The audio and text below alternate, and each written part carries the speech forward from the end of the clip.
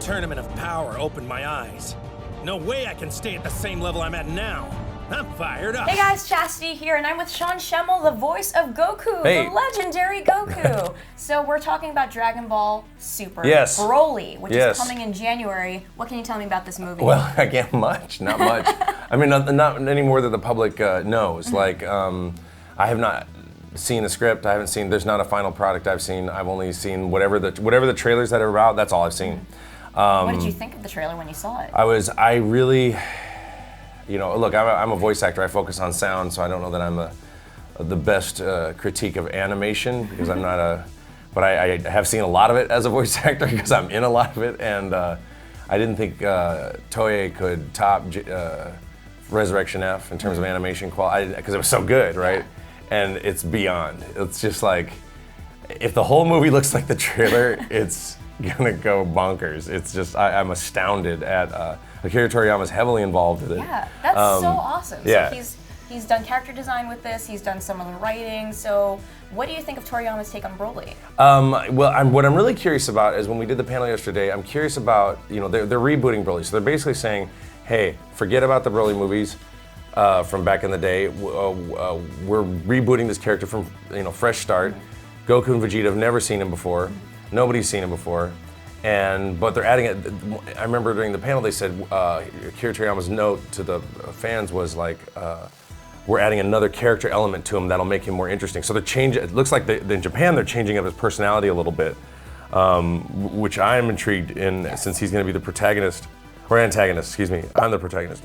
He's going to be the antagonist, and so that's curious to me because I mean I like the old ones just fine, but.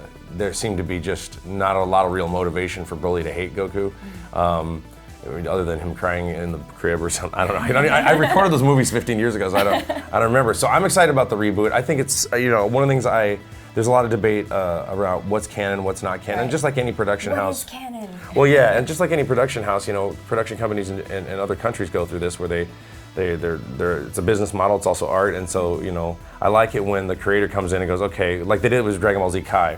The whole purpose of Dragon Ball Z Kai was to do a fully realized animation of the manga, whereas Dragon Ball Z had a lot of filler, had a lot of extra stuff, and I found out that was due to the fact that animation production got ahead of the release schedule for the manga. So the animators were like, we need more manga to animate, and at least this is what I heard.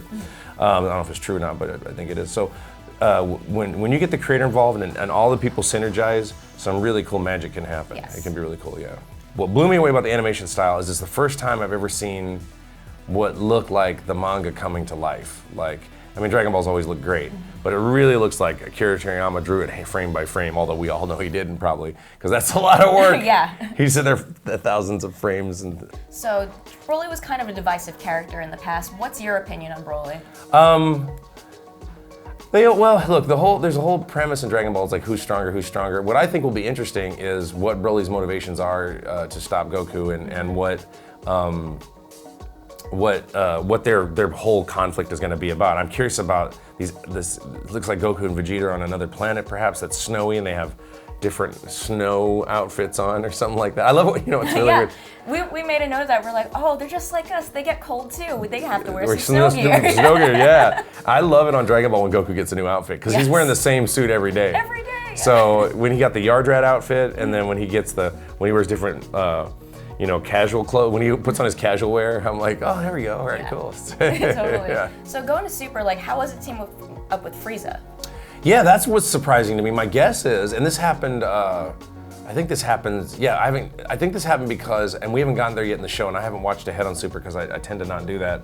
But I understand on Super, they bring Frieza about for the tournament of power. And so maybe there was some kind of frenemy situation that's made up there. I'm sure fans will know exactly what that is, which makes it more plausible that Frieza would show up to try to maybe help this Broly guy.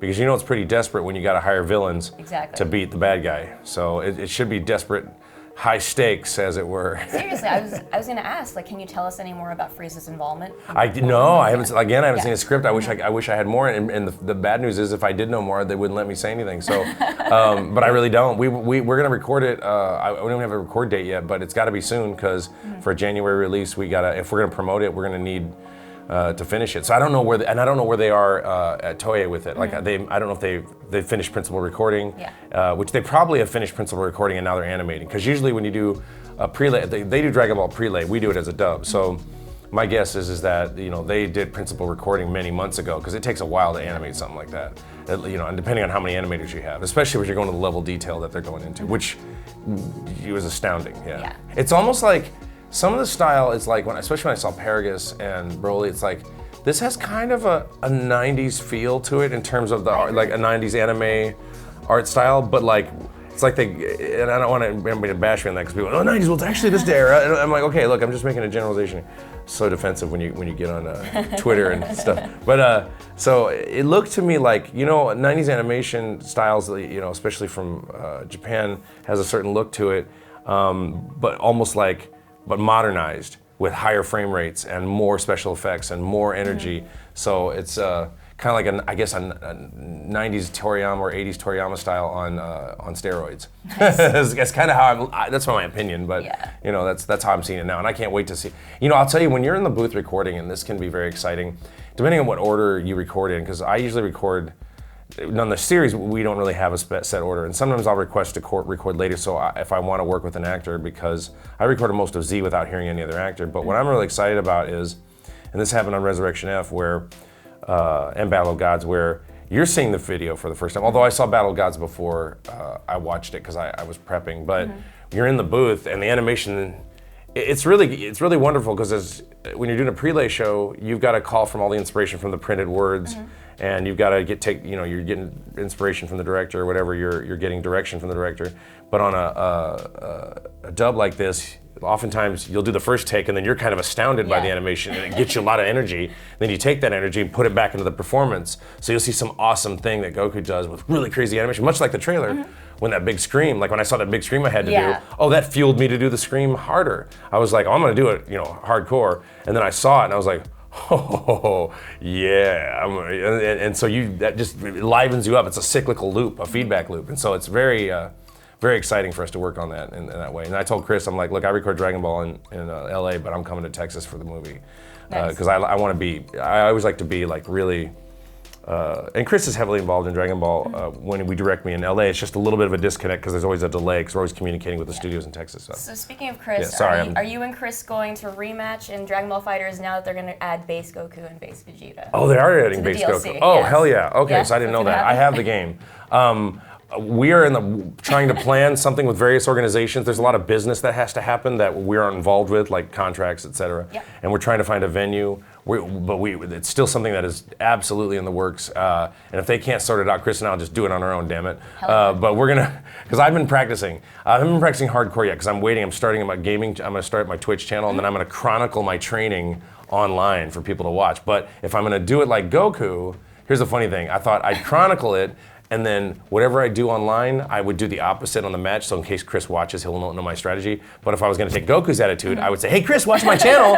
See how I'm going to do it." Because that's what he did with Cell. He's like, "Cell, and explain it all. So then I could beat him. So I'm definitely going to train really hard to beat him. Yeah. Cool. Sorry, I'm still waking up. This is my first interview in the morning. I'm like I'm just rambling and. Sorry. So I think we're out of time, but thank you so much for talking. Thank you so much for talking with us. Thank you very much. It was so great to meet you. All right. For more Comic-Con stuff, check out GameSpot. See ya. Bye.